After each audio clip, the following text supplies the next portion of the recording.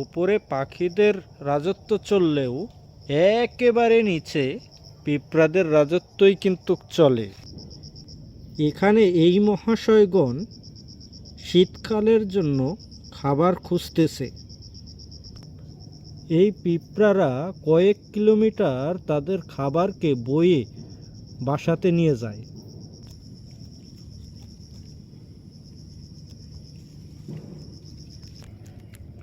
এই পিঁপড়াদের বাসার মতো পৃথিবীতে আর কোনো আশ্চর্য বাসা নেই। এখানে ছোট ছোট কলোনিতে কয়েক লক্ষ পিঁপড়া বসবাস করতে পারে।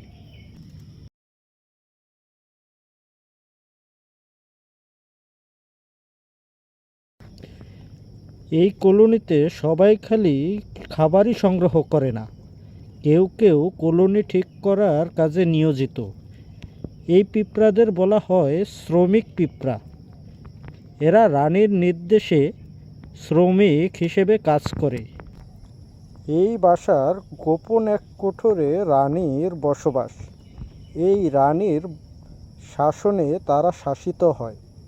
তাদের কোনোই ঝড়ঝাপটা হয় না। মানুষের মতো তারা গণতন্ত্র চায় না। তারা রানীর নির্দেশ অনুযায়ী কাজ করে এবং রানী মৃত্যুর পর আরেক রানী নির্বাচিত করার জন্য তারা সংগ্রাম করে।